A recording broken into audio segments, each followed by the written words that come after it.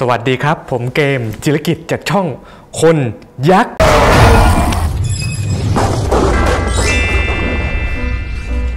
เป็นยังไงกันบ้างครับหลังจากที่ไม่ได้เจอกันมานานสบายดีกันไหมผมไม่ได้ทำ YouTube มานานมากเลยกลับมาครั้งนี้ผมก็เลยตั้งใจว่าจะทำคลิปให้เป็นคุณภาพมากขึ้นครับโดยมีรายการใหม่ของคนยักษ์ที่ผมมาทำเป็น EP แรกรายการนี้ก็คือคนยักษ์สารพัดเรื่อง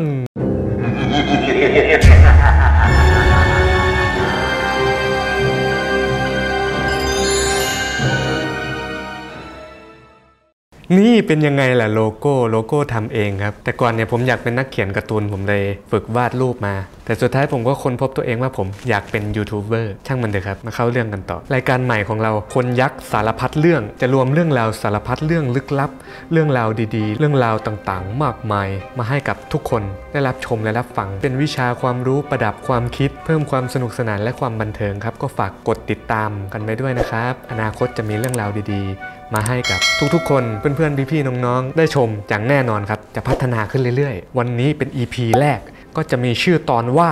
เห็นสัตว์ประหลาดเนสซีทางตาทิพย์มันเป็นยังไงครับการเห็นสัตว์ประหลาดเนสซีทางตาทิพย์ซึ่งเรื่องราวเหล่านี้จะเป็นเรื่องราวของพระคุณหลวงพ่อฤาษีวัดท่าซุงแล้วก็ศิษย์ของท่านที่ได้ฝึกวิชามโนมยิทธิครับวิชามโนมยิทธิก็คือการนั่งสมาธิการถอดจิตไปเห็นเรื่องราวต่างๆที่มันซ่อนเร้นทั้งเรื่องราวในโลกนี้ทั้งเรื่องราวในโลกหลังความตายวิชาเหล่านี้ถ้าใครฝึกสำเร็จก็จะรู้เห็นในสิ่งต่างๆในสิ่งที่ซ่อนเร้นในสิ่งที่ลึกลับซึ่งเป็นวิชาที่น่าสนใจมากครับผมก็เคยไปฝึกอยู่นะแต่ปัจจุบันเนี่ยผมยังไม่ถึงขั้นที่จะเห็นอะไรชัดเจนแจ่มใสขนาดนั้นก็อยู่ในช่วงฝึกฝนนะครับแต่เรื่องนี้มันเป็นเรื่องราวที่น่าสนใจมากๆเลยนะครับเพราะว่า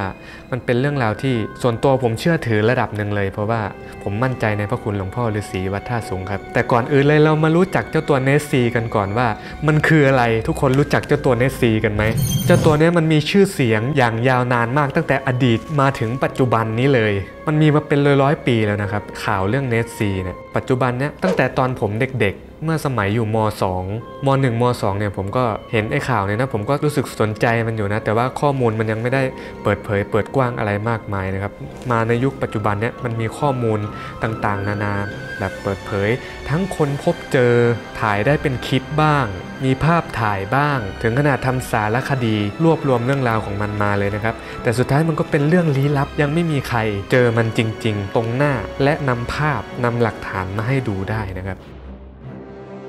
เจ้าตัวเนสซีเนี่ยมักปรากฏตัวบริเวณทะเลสาบเนสผู้คนในแถบนั้นมักจะพบเห็นกันเป็นปกติและพากันพูดปากต่อปากถึงความลึกลับของสัตว์ประหลาดที่อาศัยอยู่ในทะเลสาบแห่งนี้จนกระทั่งออกสื่อเป็นข่าวดังไปทั่วโลกแล้วทะเลสาบเนสอยู่ที่ไหนของโลกล่ะคำตอบก็คือประเทศสกอตแลนด์ถ้าวัดระยะทางจากประเทศไทยก็เดินทางอ้อมโลกกันเลยทีเดียวไกลเหมือนกันนะเนี่ยประเทศสกอตแลนด์เป็นหนึ่งใน United Kingdom หรือเรียกเป็นภาษาไทยที่นิยมพูดกันจนชินปากมักนิยมเรียกกันสั้นๆว่าสหราชอาณาจักรสหราชอาณาจักรในยุคปัจจุบันของเราเนี่ยจะประกอบไปด้วย4ประเทศรวมกันมีอังกฤษเวลส์สกอตแลนด์ไอร์แลนด์เหนือประเทศอังกฤษจะเป็นพี่ใหญ่สุดสิ่งที่น่าสนใจในประเทศสกอตแลนด์ที่เราจะพูดถึงกันก็คือบริเวณจุดนี้ครับทะเลสาบเนสหรือเรียกว่าล็อกเนสก็ได้แต่เดิมเนี่ยได้มีการสันนิษฐานว่าเมื่อครั้งสมัยล้านปีที่แล้วเนี่ยจุดตรงเนี้ยจุดของประเทศสกอตแลนด์บริเวณเนี้ยเคยเป็นทะเลมาก่อนเมื่อเวลาผ่านไปเป็นล้านปีจึงเกิดการเคลื่อนตัวของแผ่นโลกทำให้ทะเลเคลื่อนออกไปเหลือแผ่นดินเข้ามาและบริเวณเนี้ยมันก็เลยเป็นทะเลที่ขังตัวเขาจึงเรียกว่าทะเลสาบนะครับบ้างก็สันนิษฐานว่าเกิดจากก้อนน้ำแข็งยักษ์หล่นลงมาจึงเกิดเป็นทะเลสาบน้ำจืดขนาดใหญ่ซึ่งแต่เดิมในสกอตแลนด์เมื่อล้านปีที่แล้วบริเวณรอบๆพื้นที่เคยเต็มไปด้วยน้ำแข็งและสิ่งที่น่าสนใจนั้นก็คือในแม่น้ำแห่งเนี้ยผู้คน ไม่ว่าจะเป็นทั้งอดีตจนถึงปัจจุบันเนี่ยมักจะพบเห็นสัตว์แปลกๆที่ไม่เคยเห็นที่ไหนมาก่อนอย่างเราก็จะเห็นช้างเห็นม้าเห็นวัวเห็นควายเป็นปกติกันใช่ไหมครับแต่คนในละแวกนั้นที่เห็นเขาเห็นเป็นลักษณะคล้ายไดโนเสาร์เลยครับเป็นสัตว์ที่แปลกประหลาดมากมันจะเป็นลักษณะคล้ายๆสัตว์ดึกดำบรรพ์ที่มีขนาดใหญ่มีคอยาวเหมือนกับตัวเพรซิโอซอรัสหรืออิลาสโมซอรัสมีคนจำนวนไม่น้อยเลยนะครับที่อ้างว่าได้พบเจอและถ่ายภาพได้แต่ภาพที่ถ่ายได้เนี่ยก็เป็นแค่เงาตะคุ่มเป็นภาพที่ไม่ค่อยชัดเจนเท่าไหร่นะครับจึงไม่ใช่หลักฐานแข็งที่นำมาเป็นหลักฐานได้ว่าเจ้าตัวเนี่ยมันมีอยู่จริงแต่มีภาพถ่ายอยู่ภาพหนึ่งที่มีชื่อเสียงมากๆและเป็นสิ่งที่น่าเชื่อถือมากๆเพราะว่าภาพถ่ายเนี่ยถ่ายได้โดยฝีมือของศัลยแพทย์นะครับวันที่ 21 เมษายน คศ 1934 สำนักข่าวเดลิเมลได้นำเสนอข่าวภาพถ่ายของศัลยแพทย์แสดงให้เห็นหัวและคอของสัตว์ชนิดหนึ่งโผล่พ้นจากผิวน้ำภาพนี้เป็นที่ฮือฮาและมีชื่อเสียงมากตั้งแต่อดีตถึงปัจจุบันมีคนเชื่อถือทั่วโลกมาหลาย10 ปีแต่ในที่สุดก็มาเฉลยในภายหลังนะครับว่าภาพเนี้ยมันเป็นภาพที่ปลอมขึ้นมาภาพนี้ถูกจัดฉากขึ้นมาด้วยจุดประสงค์ที่ลึกซึ้งอะไรของเขาไปซึ่งได้เฉลยว่าสิ่งที่ถูกถ่ายเนี่ยสร้างจากเรือดำน้ำของเล่นที่ถูกต่อหัวต่อคอยาวๆให้มีลักษณะคล้ายเจ้าเนสซีแต่ถึงเรื่องนี้จะเป็นเรื่องที่อุปโลกขึ้นมาก็ใช่ว่าเจ้าเนสซีจะไม่มีอยู่จริงนะเราจะมาตัดสินตรงนี้ไม่ได้ว่าเจ้าตัวเนสซีจะไม่มีอยู่จริงเพราะว่าภาพเนี่ยมันเป็นภาพที่ปลอมเราตัดสินแบบนั้นไม่ได้ครับให้เราย้อนไปดูในอดีตผู้คนละแวกเนี้ยจะเห็นนะครับอย่างในปีคศ1933มีการตัดถนนผ่านทะเลสาบเนสจึงมีผู้คนพบเห็นเนสซีมากขึ้นเริ่มตกเป็นข่าวระดับท้องถิ่นเมื่อวันที่ 2 พฤษภาคม 1933 พศของประเทศไทยก็พศ 2476 ตอนนั้นผมยังไม่เกิดเลยใครเกิดแล้วบ้างโดยหนังสือพิมพ์เป็นผู้รายงานว่าคู่สามีภรรยาตระกูลแมคเค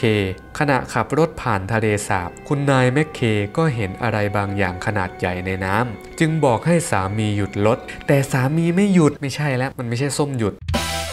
และทั้งคู่ก็ลงไปดูแต่ก็ปรากฏว่าสิ่งนั้นหายไปแล้วเรื่องราวได้ปรากฏลงในหนังสือพิมพ์ท้องถิ่นและเริ่มใช้คำศัพท์ว่าสัตว์ประหลาดขึ้นมาครั้งแรกครั้งก่อนๆเขาคงไม่เรียกว่าสัตว์ประหลาดเขาอาจจะเรียกว่าสัตว์แปลกๆอะไรประมาณนี้แต่ว่าพอหนังสือพิมพ์ลงเนี่ยเขาก็นิยมเรียกกันว่า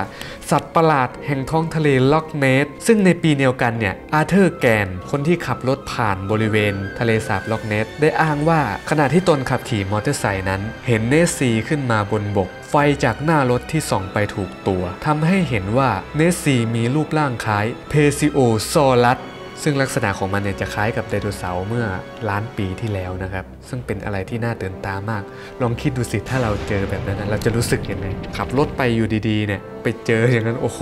ตกใจเหมือนกันนะบวกกับตื่นเต้นเคสต่อไปนะครับที่เจอก็เมื่อวันที่ 22 กรกฎาคม คศน่าจะเป็นคศ 1933 เหมือนกันนะครับหนุ่มสาวจากตระกูลสไปเซอร์ไปพักผ่อนที่ไอร์แลนด์ขณะที่กำลังขับรถอยู่พวกเขาเห็นสัตว์ที่น่าทึ่งที่สุดเคลื่อนที่ผ่านถนนตัดหน้าพวกเขาอ้างว่าสัตว์ที่พบเห็นสูงประมาณ4 ฟุตหรือประมาณ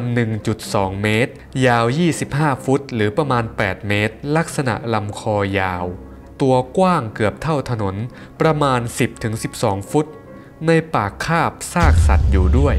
มันเคลื่อนที่ด้วยการไถหรือเลื้อยลงไปในทะเลสาบพวกเขาอ้างว่าไม่เห็นท่อนล่างของมันหรือมันอาจจะเป็นสัตว์อื่นก็ได้นะครับมันอาจจะไม่ใช่เจ้าตัวเนสซีก็ได้เพราะว่าในทะเลสาบเนี่ยมันมีเจ้าตัวเนสซีใช่ไหมมันมีสัตว์ประหลาดดึกดำบรรพ์ใช่ไหมผมคิดว่ามันคงไม่ได้มีสัตว์ดึกดำบรรพ์ชนิดเดียวหรอกมันอาจจะเป็นสัตว์ดึกดำบรรพ์ชนิดอื่นก็ได้ทุกคนคิดเหมือนผมไหมซึ่งนายสไปเซอร์ยังอ้างว่าสิ่งที่พวกเขาพบเห็นนั้นน่าจะใกล้เคียงกับมังกรหรือกลุ่มสัตว์ในยุคก่อนประวัติศาสตร์เป็นอีกเคสหนึ่งนะครับเป็น3 เคสแรกที่เขาพบเห็นและถูกบันทึกไว้ในหนังสือพิมพ์เป็นข่าวที่โด่งดังมากโด่งดังในละแวกนั้นลามไปทั่วโลกเลยนะครับอันนี้ก็เป็นหลักฐานว่าเจ้าตัวเนสซีเนี่ยสัตว์ดึกดำบรรพ์มีอยู่จริงถึงแม้ว่าไอ้ภาพถ่ายนั้นอาจจะเป็นอุปโลกขึ้นมาก็เถอะซึ่งหลักฐานที่เก่ากว่านั้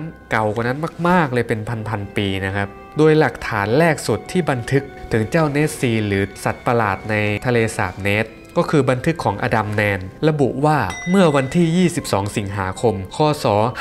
565 นักบุญโคลัมบาขณะเดินทางมาสู่ที่ราบสูงสกอตแลนด์เพื่อดึงพวกนอกรีดเข้าสู่ศาสนาก็ประมาณว่ามาเผยแพร่ศาสนาในละแวกนั้นนะครับเพื่อดึงคนที่ไม่มีศาสนาให้เข้ามาสู่ศาสนาคริสต์อะไรประมาณนี้คศ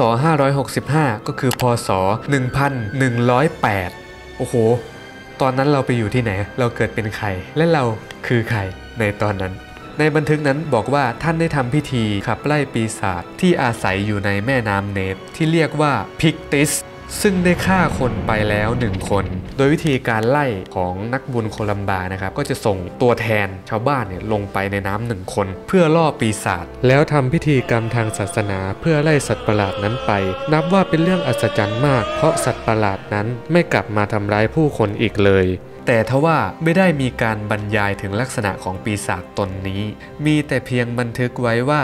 น้ำปั่นป่วนเท่านั้นเองปีศาจตัวนั้นหรือว่าสัตว์ประหลาดในแม่น้ำตัวนี้คงจะใหญ่มากเลยขยับตัวทีทะเลสาบถึงขนาดกระเพื่อมมันอาจจะเป็นสัตว์ดึกดำบรรพ์ก็ได้นะผมว่ามันอาจจะไม่ใช่เจ้าตัวเนสซีคอยาวก็ได้ขณะที่ความเชื่อเรื่องปีศาจหรือสัตว์ประหลาดขนาดใหญ่ในน้ำของซีกโลกเหนือแบบนี้ก็มีในพื้นที่อื่นเช่นคาบสมุทรสแกนดิเนเวียตำนานต่างๆของเหล่าไวกิ้งในแถบอื่นก็มีนะครับอย่างพวกหนังโดนสลัดอะไรเนี่ยในแถบทะเลแคริบเบียนเนี่ยซึ่งมันก็จะใกล้ๆกับสกอตแลนด์ใช่ไหมมันก็จะมีพวกหมึกยักษ์พวกสัตว์ยักษ์เนี่ยมาคอยถล่มเรือหรือที่เรียกว่าเจ้าสมุทรในเรื่องวันพีซนั่นแหละสัตว์ประหลาดแถบนั้นคงเยอะน่าดูนะครับในสมัยก่อน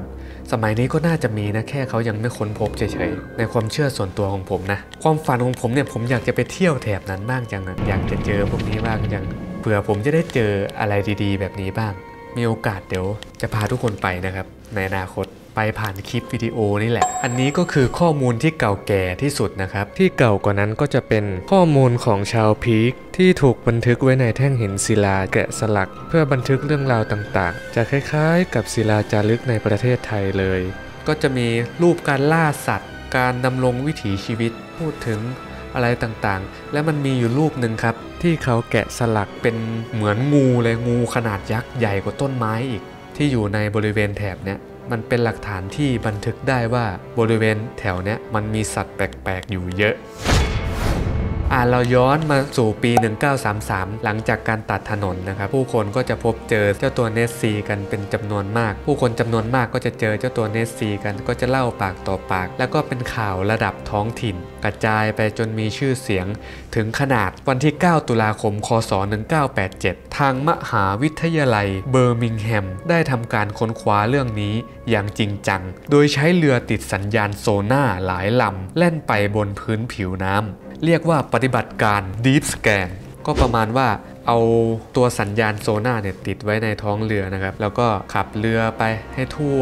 บริเวณของทะเลสาบเนสแล้วก็ปล่อยคลื่นออกไปคลื่นนั้นก็จะไปจับไปกระทบกับวัตถุต่างๆใต้น้ำแล้วคลื่นนั้นก็สามารถผลิตเป็นภาพออกมาในเครื่องให้เราเห็นว่าสิ่งต่างๆใต้น้ำเนี่ยมันมีลักษณะเป็นอย่างไรบ้างจุดประสงค์หลักๆก็ค้นหาไอตัวเจ้าสัตว์ประหลาดเนสซีนะครับซึ่งในแม่น้ำเนี่ยมันดำมากมันมองไม่เห็นมันก็ต้องอาศัยเครื่องมือเทคโนโลยีอย่างนี้หลังจากดำเนินภารกิจไปได้เรื่อยๆเนี่ยปรากฏว่าคลื่นโซน่าได้สะท้อนถึงเงาของวัตถุบางอย่างขนาดใหญ่ที่กำลังเคลื่อนตัวใต้น้ำแต่บางคนคิดว่าอาจเป็นเพียงฝูงปลาธรรมด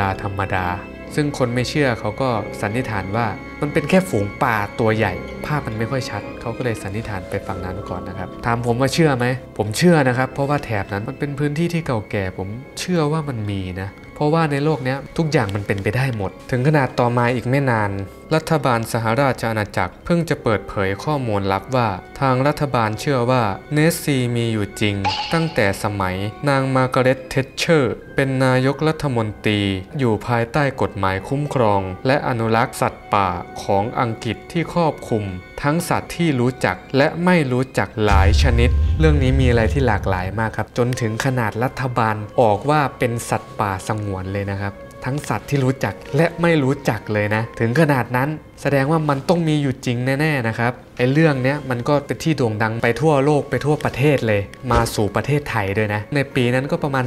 30-40 ปีนี่แหละตอนนั้นผมยังไม่เกิดเลยผมเกิดพศ 2541 เมื่อเรารู้จักข้อมูลของเจ้าเนสซีสัตว์ประหลาดแห่งล็อกเนสพอสังเขปแล้วได้รู้ว่าผู้คนต่างพิสูจน์ค้นหากันมาอย่างยาวนานแต่ก็ไม่มีหลักฐานชัดเจนถึงการมีอยู่ของมันเราลองมาฟังมุมมองของผู้ทำสมาธิโดยใช้อำนาจจิตไปส่องดูเจ้าเนสซีกันบ้างครับมันอาจจะพิสูจน์ไม่ได้ถ้าพวกเราปฏิบัติไม่ถึงวิชาสมาธิขั้นสูงก็ให้ฟังเป็นนิทานสนุกๆไปนะครับทุกคนรู้จักพระคุณหลวงพ่อฤาษีลิงดำวัดท่าสูงไหมครับผมจะเรียกท่านว่าพระคุณหลวงพ่อฤาษีวัดท่าสูงผมจะไม่เรียกว่าหลวงพ่อฤาษีลิงดำนะครับเพราะว่าคำว่าลิงดำเนี่ยหลวงพ่อปานวัดปางนมโคซึ่งเป็นอาจารย์ของพระคุณหลวงพ่อฤาษีท่านจะเรียกว่าลิงดำและเพื่อนของท่านอีกก็จะเป็นลิงขาวลิงเล็กซึ่งผมไม่กล้าเรียกตามท่านครับผมจะเรียกท่านว่าพระคุณหลวงพ่อฤาษีวัดท่าสูงก็แล้วกันนะครับผมได้ไปเจอบทความเนี่ยจากเว็บพลังจิตซึ่งเป็นอะไรที่น่าสนใจมากผมก็สนใจศึกษาเรื่องการทำสมาธิเรื่องตาทิพย์เรื่องลึกลับต่างๆเนี่ยผมมีความสนใจมากเลยผมได้มาศึกษาเรื่องราวเกี่ยวกับสัตว์ประหลาดเนสซีเนี่ยผมก็อยากรู้ว่าหลวงพ่อฤาษีเคยเล่าถึงเรื่องนี้บ้างไหมผมก็มาหาข้อมูลปรากฏว่ามีข้อมูลเกี่ยวกับเจ้าตัวเนสซีจริงๆครับในเว็บพลังจิตเนี่ยบทความก็จะมีประมาณนี้ลูกศิษย์ถามหลวงพ่อฤาษีเรื่องสัตว์ในล็อกเนสมีจริงหรือไม่เรื่องนี้เล่าเมื่อวันที่19กันยายนพศ2519บทความก็จะมีประมาณว่าเมื่อตอนที่คุณเกษรีบูรสุขกับหม่อมหลวงสารพีไปเที่ยวที่สกอตแลนด์ประเทศอังกฤษอันนี้บทความเขาเขียนไว้นะครับแต่จริงๆเป็นคนละประเทศแต่ก็อยู่ในสหราชอาณาจักรเดียวกันซึ่งคุณเกษรีและหม่อมหลวงสารพีท่านเป็นลูกศิษย์ของพระคุณหลวงพ่อฤาษีวัดท่าสูงนะครับท่านเล่าว่าท่านได้ไปเช่าแฟลตอยู่ริมทะเลสาบเนสที่ล่ำลือกันว่ามีสัตว์โบราณมาโผล่อยู่หลายครั้งจนตั้งชื่อกันว่าเนสซีวันหนึ่งหม่อมหลวงสารพีลองทำสมาธิดูก็ปรากฏว่าภาพสัตว์ประหลาดนี้ขึ้นก็คือทำสมาธิและใช้ตาทิพย์ไปดูในนิมิตนั้นบอกว่ามีหลังหยักเหมือนอูฐคอยาวหัวเล็กหนังสีดำเหมือนช้างอยู่ชิดภูเขาใต้น้ำแต่มองเห็นได้ยากเพราะสีกลืนกับหินของภูเขาประกอบกับแสงสว่างไม่มีน้ำก็ขุ่นเจ้าตัวสัตว์ประหลาดเจ้าตัวเนสซีเนี่ยอาศัยอยู่ในที่ที่มีความลึกประมาณ 8,000 ฟุตชอบขึ้นมาข้างบนเวลามีพายุและฝนตกหนักในด้านของสมาธิในด้านของตาทิพย์เวลาเราทำสมาธิเนี่ยมันก็จะเกิดญาณ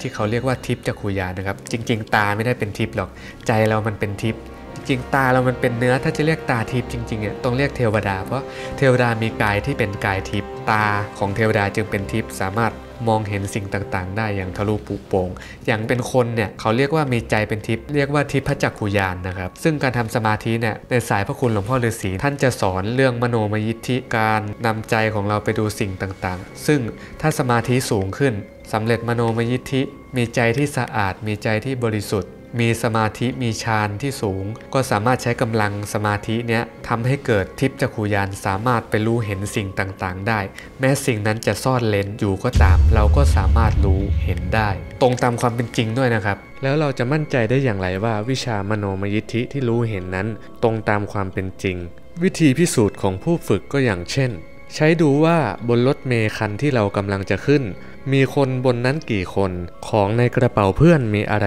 บ้างผู้ฝึกวิชามโนมยิทธิมักจะทดสอบกันด้วยของหยาบๆเช่นนี้อยู่ประจำถ้าผู้ฝึกที่ทำมโนมยิทธิได้จริงๆจะสามารถรู้เห็นไม่มีผิดเพี้ยนเลยซึ่งผู้ฝึกหลายคนนั้นสามารถทายของหยาบๆได้ถูกต้องตรงตามความเป็นจริงในหลายๆเรื่องที่ละเอียดขึ้นไปเช่นนรกสวรรค์ที่พบเห็นในโลกทิพย์ก็จะไม่มีผิดเพี้ยนเช่นกันและท่านก็กลับมาที่ประเทศไทยใช่ไหมในช่วงว่างๆเนี่ยท่านก็ไปเฝ้าพระคุณหลวงพ่อฤาษีท่านก็รับแขกเรื่องนี้เวลาว่างๆปลอดคนคุณเสริมก็ถ่ายทอดให้หลวงพ่อฟังก็ประมาณว่าเล่าให้หลวงพ่อฟังนะครับว่าไปเจออะไรมาแล้วก็นั่งสมาธิไปเจออะไรมาก็ประมาณว่าไม่มั่นใจในตัวเองว่าญาณที่รู้เห็นเนี่ยมันเกิดอุปาทานหรือว่ามันเป็นจริงประการใดเนี่ยก็มาถามหลวงพ่ออีกทีนะครับซึ่งพระคุณหลวงพ่อเป็นอาจารย์ใช่ไหมอาจารย์ก็ย่อมจะเก่งกว่าลูกศิษย์อยู่แล้วก็มาถามเพื่อความมั่นใจซึ่งพระคุณหลวงพ่อฤาษีก็ได้บรรยายต่อตามที่เทวดาท่านมาทำภาพให้ดูอันนี้ท่านไม่ได้ดูเองนะครับจะผิดถูกก็ไม่โทษเทวดาเพราะว่าบางทีก็ใช้จิตตัวเองดูเนี่ยมันก็เกิดอุปาทานได้ ในสายมโนมยิทธิสายพระคุณหลวงพ่อก็จะสอนให้ถามผู้รู้ถามเทวดาถามพระก็จะแม่นยำตามความเป็นจริงมากกว่าจะจิตตัวเองครับแต่จริงๆแล้วยานบารมีระดับหลวงพ่อฤาษีไม่มีทางผิดพลาดแน่นอนครับเพราะท่านจิตละเอียดมากหลวงพ่อก็ได้บรรยายต่อตามที่เทวดาท่านมาทำภาพให้ดูทำภาพให้ดูเลยเทวดาทำภาพให้ดูในนิมิตจะผิดหรือถูกก็ต้องมอบให้เทวดาท่านนั้นรับไปท่านเพิ่มเติมมาดังนี้เอาแต่ใจความเพราะไม่ได้อัดเทปหลวงพ่อท่านก็เล่าว่าสัตว์นี่ไม่ได้มีอยู่ตัวเดียวแต่มีอยู่เป็นฝูงจำนวนกว่า100ตัวเป็นสัตว์ที่มีคู่กับโลกมาอย่างยาวนานแล้วถ้าคนไม่ลงไปทำลายมันหรือไม่มีโรคระบาดมันจะไม่มีวันสูญพันธุ์ประชากรของเจ้าเนสซีจะน้อยบ้างมากบ้างก็แล้วแต่ช่วงเวลาของแต่ละยุคเป็นสัตว์ประเภทปลาโรมามีตีนคล้ายเป็ดออกลูกเป็นตัวหลังของมันหยักคล้ายอูฐมี3หยักส่วนขนาดของมันนั้นเปรียบได้ยากสำหรับตัวที่มีขนาดใหญ่ที่สุดนั้นตะโงกหลังของมัน1ตะโงกมีขนาดเท่ากับควายขนาดใหญ่สัตว์นี่มีคอยาวแต่หัวเล็กหน้าเหมือนจิ้งจกแต่จมูกโตเหมือนจมูกควายหางของมันคล้ายจระเข้แต่ตอนปลายมีครีบทางตั้งคล้ายหางปลาฟาดหางได้แรงมากเคลื่อนที่ในน้ำได้ประมาณ4 ไมล์ต่อชั่วโมงอันนี้ก็จะเป็นรูปที่ผมลองวาดตามที่พระคุณหลวงพ่อฤาษีท่านบรรยายผมจินตนาการตามก็ได้ประมาณนี้ครับอาจจะตรงหรือไม่ตรงตามความเป็นจริงก็ได้ดูไว้สนุกครับไหนถ้าใครวาดได้เป็นอย่างไรก็ลองส่งมาให้ผมดูในแฟนเพจคนยักษ์ได้เลยนะครับผมอยากเห็นบ้างว่าจินตนาการของแต่ละคนเป็นอย่างไรอาหารประจำของมันคือปลาลักษณะจะคล้ายๆกับปลาช่อนรูปร่างเหมือนเสามีความยาวประมาณ2 เมตรหรือมันเป็นปลาไหลยักษ์ที่คนโบราณได้บันทึกไว้ปัจจุบันคนถ่ายรูปถ่ายวิดีโอไว้ก็มีมากมันก็อาจจะเป็นไปได้นะอันนี้ผมแค่ลองสันนิษฐานเล่นๆดูเฉยๆนะครับการกิน1 อิ่มของเจ้าเนสซีมีปริมาณเท่ากับปลาทู300ตัวปลาตัวหนึ่งเนี่ยสัตว์นี้กินประมาณ 2-3 ตัวก็อิ่มและแต่ละ 2-3 วันจึงจะกินทีหนึ่งลักษณะจะคล้ายๆงูเหลือมเลยนะครับที่กินสัตว์ก็ทิ้งช่วงไปประมาณหลายๆวันถึงจะกินอีกครั้งอาหารอีกอย่างหนึ่งเป็นพืชคล้ายหน่อไม้ปอกเปลือกมักจะสายไปมาตามกระแสน้ำเจ้าตัวเนสซีเนี่ยกินได้ทั้งเนื้อกินได้ทั้งพืชเลยนะครับโดยปกติสัตว์เนี้ยนิสัยของมันไม่ดุร้ายเว้นแต่จะถูกรังแกไม่ดุร้ายถ้าเจอมันเข้าไปเล่นกับมันได้นะตามธรรมดามักชอบนอนกิ้งเกือกอยู่บนพื้นท้องทะเลตาของมันเห็นได้ในที่มืดเพราะฉะนั้นจึงไม่กล้าสู้กับแสงสว่างถ้าจะขึ้นมาข้างบนก็ขึ้นเพื่อเที่ยวเล่นเวลาอยู่ในน้ำจะหายใจทางหูซึ่งมีอวัยวะเหมือนเหงือกปลาสำหรับช่วยในการหายใจวิธีล่าเหยื่อของมันคือพ่นน้ำออกไปด้วยความแรงและปล่อยน้ำพิษจากต่อมทั้ง2 ข้างออกไปด้วยพิษนี้ร้ายแรงมากถ้าถูกคนจะปวดแสบปวดร้อนไปถึงกระดูกและผิวหนังจะมีสีเขียวไปเล่นกับมันดีไหมเนี่ยเวลาโดนพิษเนี่ยจะปวดแสบปวดร้อนไปถึงกระดูกเลยผิวหนังของเราเนี่ยก็จะกลายเป็นสีเขียวด้วยมันคงปวดมากเลยและที่อยู่ของมันเนี่ยพระคุณหลวงพ่อก็ได้เล่าไว้ว่าที่อยู่ของมันคือถ้ำในภูเขาหินใต้น้ำแต่เมื่อประกอบกับความขุ่นของน้ำด้วยแล้วถ้าลงไปก็จะมองเห็นได้ยากเพราะมันจะถอยไปติดผนังถ้ำทำให้มองไม่เห็นเพราะสีกลืนกันก็ยากแล้วที่จะเจอมันถัดจากที่อยู่ของสัตว์เหล่านี้ไปทางเหนือประมาณ10 ไมล์เป็นสุสานของมันอยู่ในระหว่างหุบเขาเวลาสัตว์ตัวหนึ่งตายไปในสุสานตัวอื่นก็จะกินเป็นอาหารอายุของสัตว์นี้ตามธรรมชาติประมาณ200 ปีอายุยืนเหมือนกันนะอายุยืนกว่าคนอีกก็ว่าทำไมถึงไม่เห็นซากของเจ้าตัวเนสซีสักทีก็เพราะว่ามันมีสุสานเป็นถ้ำใต้น้ำแล้วก็จะมีพวกเดียวกันมากินซากศพด้วยเรื่องของสุสานสัตว์เนี่ยมันมีอยู่จริงๆนะครับถ้าจะหาตัวอย่างใกล้ๆตัวของเราคนไทยเนี่ยก็มองไปที่จังหวัดตรังนะครับเคยมีออกข่าวมาแล้วนะครับว่าชาวบ้านได้พบสุสานลิงและข้างอยู่บนเขานี่ก็จะเป็นภาพโครงกระดูกที่ลิงและข้างมาตายทับถมกันเมื่อพวกสัตว์เหล่านี้รู้ตัวว่าตัวเองใกล้จะตายจะลากสังขารของตัวเองมานอนตายในบริเวณที่เป็นสุสานไม่น่าเชื่อนะว่าสัตว์ก็จะมีประเพณีแบบนี้ด้วยใกล้ๆกับสัตว์นี้ยังมีสัตว์อีกประเภทหนึ่งมีรูปร่างคล้ายกบแต่หลังเป็นกระดองเกี้ยงเหมือนกระดองเต่า ตัวที่ใหญ่ที่สุดมีความกว้างหน้าอกประมาณ4เมตรตัวธรรมดากว้างประมาณ2เมตรออกลูกเป็นตัวและมีสุสานเหมือนกันมีจำนวน100 กว่าตัวไม่ทำร้ายซึ่งกันและกันกับสัตว์พวกแรกวิธีหาอาหารของมันคือใช้ตาที่มีพิษมองแล้วเหยื่อหมดแรงไปไหนไม่ได้ไกลๆลักษณะของมันก็เหมือนตัวกัปปะของประเทศญี่ปุ่นเลยนะครับไม่น่าเชื่อว่าตัวกัปปะเนี่ยจะมีอยู่ในประเทศสกอตแลนด์เหมือนกันนะหรือมันอาจจะไม่ใช่กัปปะก็ได้แต่ลักษณะเนี่ยมันเหมือนกันเป๊ะเลยแล้วก็ใกล้ๆกันเนี่ยใกล้ๆกันกับตัวกัปปะสกอตแลนด์เนี่ยก็ยังมีปลาอีกฝูงหนึ่งรูปร่างเหมือนปลากระโห้ที่ตัดครึ่งตัวมันเป็นยังไงครับปลากระโห้ที่ตัดครึ่งตัวเนี่ยเดี๋ยวผมเอาภาพให้ดูนะผมคิดว่าที่ท่านหมายถึงก็อาจจะเป็นปลาแสงอาทิตย์ก็ได้เพราะมีลักษณะคล้ายๆกับที่พระคุณหลวงพ่อท่านว่ามาเลยเรื่องเหล่านี้เป็นเรื่องราวที่พระคุณหลวงพ่อฤาษีท่านเล่าให้คุณอ๋อยและศิษย์อื่นฟังตามจะมีเวลาว่างที่ท่านเล่าก็ด้วยแน่ใจแล้วว่าผู้ฟังมีความเข้าใจเรื่องทิพจักขุญาณแล้วถ้าเล่าให้คนที่ไม่เข้าใจฟังเขาคนนั้นก็อาจจะลบหลู่ดูหมิ่นและเป็นบาปติดตัวของเขาไปได้ท่านจึงเลือกเล่าเฉพาะคนที่มีความเข้าใจและปฏิบัติถึงในวิชามโนมยิทธิซึ่งเจ้าตัวเนสซีเนี่ยมันจะมีรูปร่างลักษณะเหมือนที่พระคุณหลวงพ่อฤาษีแล้วก็คณะศิษย์เนี่ยทำมโนมยิทธินั่งสมาธิไปเห็นมันจะมีลักษณะดังที่ว่ามานะครับมันจะเป็นหลังเหมือนอูฐคอยาวๆตัวสีดำครับซึ่งอันนี้คือสิ่งที่เขาเห็นนะยังไม่มีใครยืนยันว่าเรื่องเหล่านี้เป็นเรื่องจริงแต่ว่ามายุคปัจจุบันนะครับเมื่อวันที่12 กันยายน พ.ศ. 2557 ที่ผ่านมาไม่นานเนี่ยสำนักข่าวต่างประเทศรายงานว่าเอลลี่วิลเลียมช่างภาพสาวชาวอังกฤษสุดตื่นเต้นไม่นึกไม่ฝันจะถ่ายภาพสัตว์ประหลาดล็อกเนสได้ขณะที่ตั้งกล้องถ่ายรูปอยู่ที่ทะเลสาบของเมืองวินเดอร์เมียร์ทางเหนือของอังกฤษออกเสียงผิดก็ขออภัยด้วยนะครับเอลลี่วิลเลียมช่างภาพสาวจากลอนดอนวัย24เล่าว่าเธอมาถ่ายรูปที่ทะเลสาบแห่งนี้เพื่อต้องการบันทึกภาพสัตว์ป่าและธรรมชาติรอบทะเลสาบที่มีสีสันเปลี่ยนแปลงไปตามฤดูกาลแต่หลังจากเธอได้ตั้งกล้องในโหมดอัตโนมัติเพื่อให้บันทึกภาพเองตลอดทั้งวันและเมื่อลองย้อนกลับไปดูรูปที่ถ่ายไว้จากโทรศัพท์แบบสมาร์ทโฟนปรากฏว่าเธอได้เห็นเจ้าสัตว์ประหลาดล็อกเนสขณะโผล่ขึ้นเหนือน้ำในทะเลสาบรวมอยู่ด้วยนี่นะครับนี่ก็คือภาพที่